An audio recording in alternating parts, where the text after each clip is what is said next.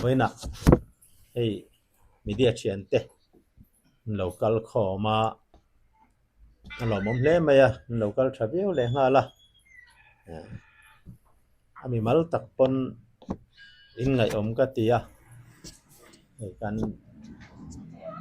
mz shoi tu te mel te oma ten active taka media a thakho te ten sarkar lam media te po hei mel kan hmuwa alo mom le in ka ria wena kan thu soi tur hi media purpose a chuan nge ni news na ta kan ran pa lo pa ki mani ro chuan hemi hun thleng tur hian kan tuak na viau kan tang na viau ve thung ani kan riat thewangin Mizoram sarkar chuan November ni som pakua khan special award for best traffic management system adonga he award kan don dan hi toitea hantar lana media thenten min lo hriat pui ve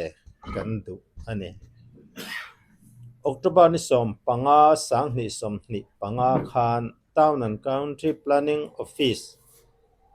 UDNPA department chuan Institute of Urban Transport atangin email kan donga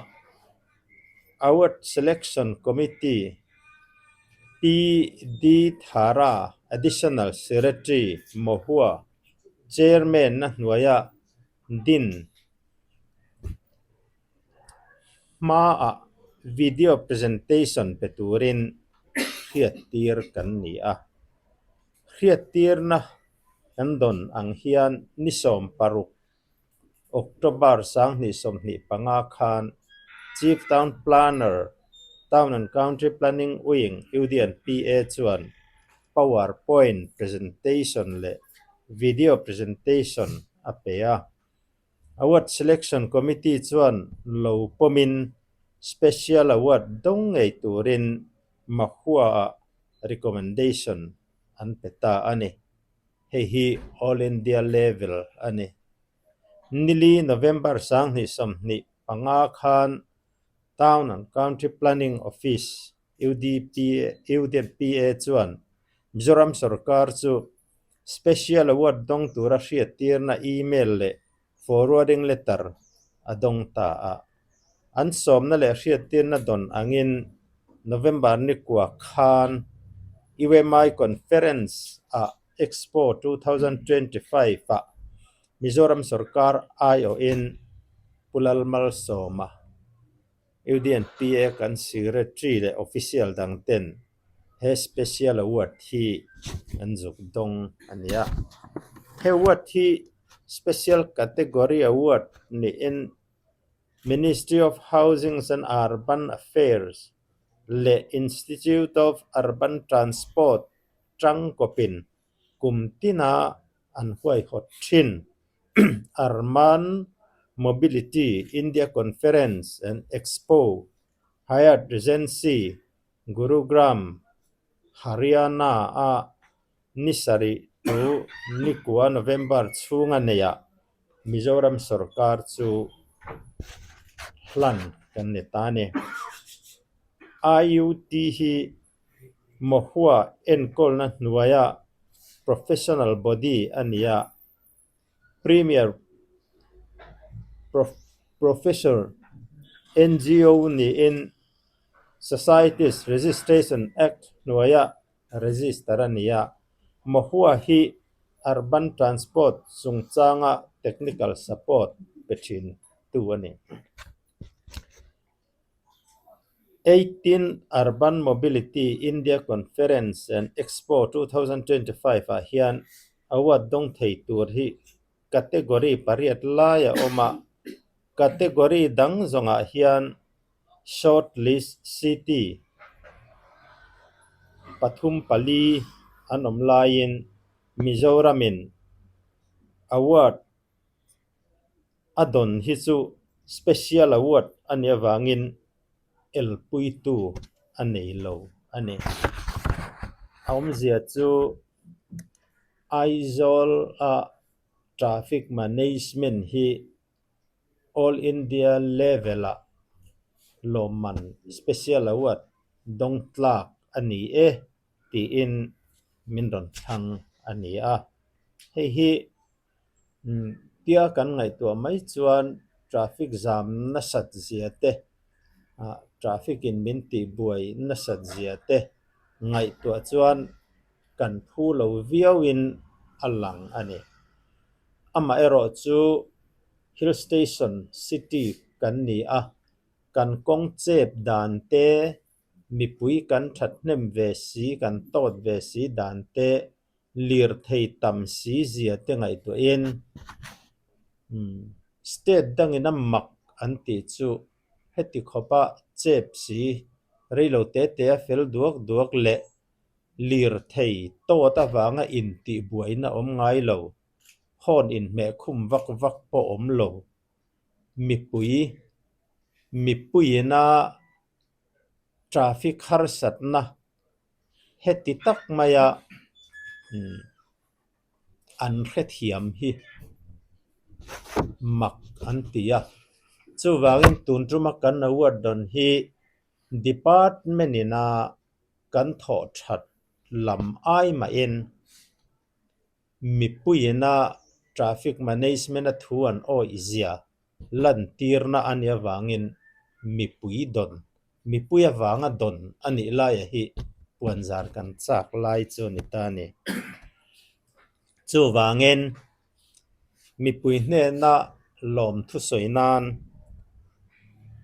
November ni som ni pakhat zirtop ni hian naktu ka hian aizol khopui chunga bus service hi nilengin aman chan ve in mipui te tlan tir kan tumani free a han pi kan han tum zetama se a buai thak zok tlat maya chu wangin bus nei tu tenen kan han soi hova anni pon an puang to a aman chan ve in adu apiang naktu ka hian city bus an veiwa kanga achan vedang bus nei tu ten an hek na tura kha sarkar in tum sak don ani chu nileng pona chuan thei don ani chu mipui he lom man dong tu te hne na lom thu department ina kan soi ve na ani chu ti chuan traffic duty ho te po an tho thata wangin naktuk chu chhun cho khilai kan tumani bokana chumi pahnih te chu kan media ten min lo hriat pui ve kan du a du phot chon ni leng nin lo chuanga traffic ho ringa chuan chhun cho te po chin lo ei ve don dia chu waina kan hanin ko khom chuan lam bera chu ni nge ni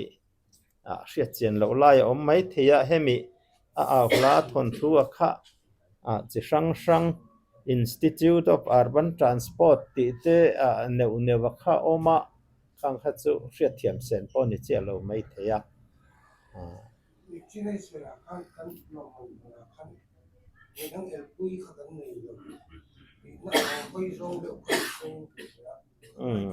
kan director lamin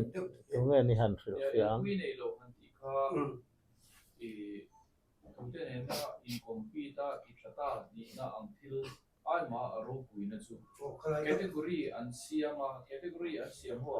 special award to government of Mizoram kan tia a recognition ani maya hei po special award ti thawani ya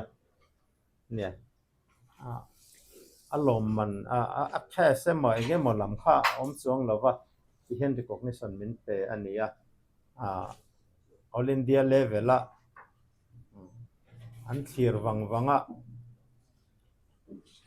อันนี้ special award เป็กละกันนี่ติหันเห็นค่ะอารมณ์เวชิมมา traffic management จงจ้างอะไรจูกันสวยอวดดูไล่ตะกัดจูนี่จินักันสวยอังคานินเฮียอวดที่มีคุยเตโดนันนี่กันจะว่าอยกันโดนันนี่ UDNPA เนี่ยหมอTown and County Planning ละมีเนี่ยหมออันมาลดอนอันนี้งดโลกัน society ฮี traffic จงจ้าง all India กันเหี่ยมโล traffic management เฮียนดูแต่ปนหาสันนันตกเวกมาเสมุนตั้มตะกะจัดฟอนเนนเอาเนนเราอินส่วนบอยตกขัดยังเวลค่ะไอจอลเขาปุยสูงฮิซันเวลเวติมีนrecognizeนะอันนี้เดี๋ยวละกันเอ็นชินะซุ่มกันเซงเทมเวียวอักครอร์เตลไลกันเซงอังมุนช่างกันเอ็นชินะข้ามี light traffickingข้ามีtraffic and control ด่านตัวเตะกันหันเตียไอเจ็บน่าเกี่ยมกันหลอดช้ำมันนี่รินโรละนี่โดนส่วนอเวยวากเตปนกันละทลินเหลาบ้ากะกันหมุนมาเฮียนอัตลินวักเหลาฉันสุลันซิตี้กันนี่เหลาว่าอินข้าเวกต่อนัวกงเสียมที่กันนี่เดียวว่ากันกงกอยดานเละยังไงหมอเฮียนินให้มี light control ละtraffic คันมันนี่ชิจุมันมาปนจะเอาเสียหรอว่าไม่ปุยแต่พอเห็นกันบ่อยพาจอกโดนนี่น่ะหลังเดียวว่ากันเอ็นชินะกันหลอดสามันนี่แบบไหนกูว่า smuggling ตีเรกันดูชันเบอร์จูตัวนักกันตนเมกlocal grower เขาเวน่าอันทาร์ชัวจะอันทัลที่นั่นตัวรัตานที่เฮียนี่กันเสียตังเงินหุ่นมาสลามเกณีสกัดติดเส้นเทปขานนี่กูว่าเราก็สักจัง local นัสลุตุกวางขานกัน grower เขาเดินมังอันกูว่าเราเรดปอจันเวไอเนี่ยมาเตอัตลาตั้มตักไปสู่อัตราปนเราเทยเราเงี้ยอันนี้ที่ส่วนให้เทยตุกอันหันชัวตุนนายกันเทยตุกชัวด่านพาร์เดวัตชู drugs เตนน drugs control ด่าน drugs เวนนาเตนนเจ้าปอลินขดสักจังเราหลุดทางนะขานสังเขียนเทยปะตูปินเวงตูรินกันอินรัวตา police เตปกันอินตีร์ชาวะดินคิลายาขานหูเขียนินอดีตตักชวนินสรการขับเนียวางมีจันปุยโลขานเสเวทวะจุดที่ลายินตัวช่วงมีแต่อินโลน่าเอรอจูซุ่มตัวน่าเอรอจูอัตโตโดนนี่ฮิตีเสียมติงว่าอิงว่าจุงอินสรการเงินนักอันง่ายปอยหมดทว่าจู่วางจวนให้เองติกจังขันเงินนี่หลังสารตะการอนตลรูกขึ้นจู่ตามไม่อุลวะคิงไลเจียวกำเวลาแต่จวนนินค่อยๆมาจวนหันนินพอกเลยจกทิ้งเหี่ยวมาเป็นกงรูกละมาแต่ปออันกัลเลชีนะโซตาชิมละมาเตมาร์ลำเดวะเตปอเจซีบีเนี่ยนักกงไลจะปักกัลฮีอันละเละเจ้าชีนะตุนเพ่งปอินมาเสกันห่วงอังฮีกันซุยอันเพ่งทุยมันบิ๊กเชียลวันนี้จู่วางเงินตัวน่ะฮิจวนเงินกัน police เตเล่รัมริฟูลเวลาขดลังช่วยตัวเตเล่หลอมง่ายปอลเตจงเนี่ยนะจังรัวเลนdrugs กันเวนอังทวินกูว่าเวว่ากะฮิกันเวงอันนี้จู่วางเงิน aje om hle nin kan hria a chumi ra chu kan tum tak khawthlang lam area a ku vaching tu ten tu na hian an lo tel mek nin kan hria kan lom ko mai ramri chungchanga Assam state sarkar biak hi a ha thlak khop maya kha kan hriat angin Mizoram abul kan han tana chu pa chu ramri la soi lovin gu tuil mission ti en kan han India a khamin minute kha a in biak na state a zelin minute siamin kan in exchange down nia kan tia ke ni chuan ani la la in minute kan siam nga la kan hon tir theiani ti chuan annex chu gauhatia ni ro seti ania an re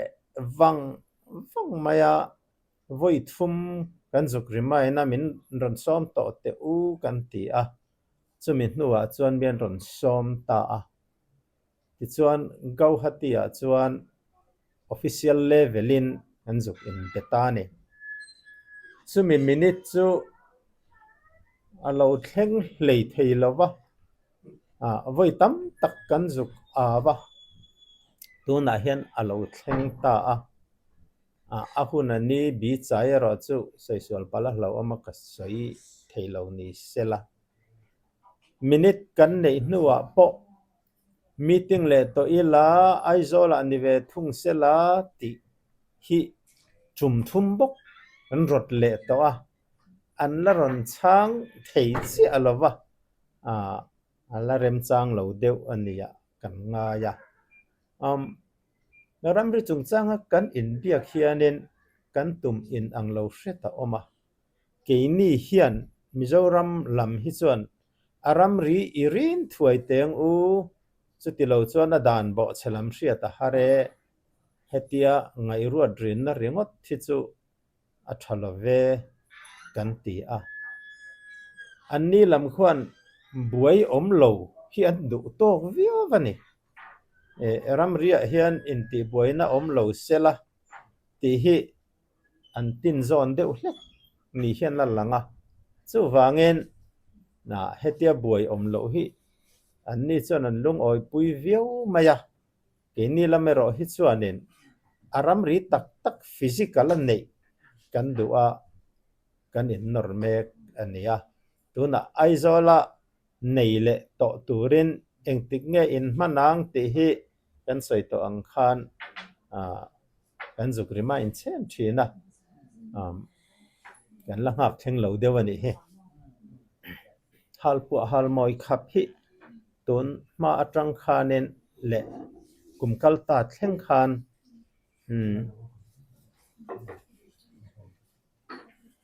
CRPC section hmanga phua chopa DC level a khap ani thina rules tak tak hi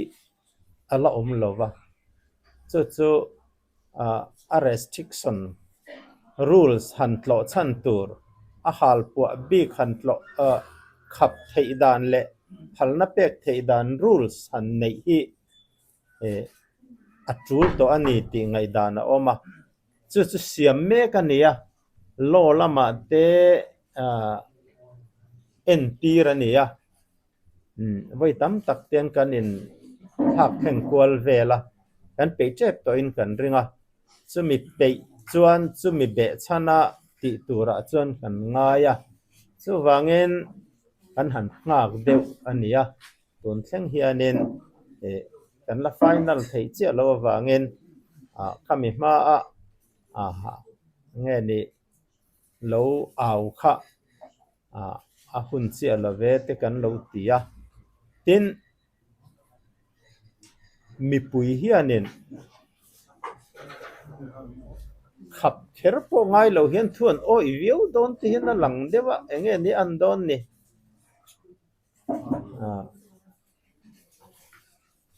Halpuah chungchang chuan statement a lo la chuak mai tura kan ngai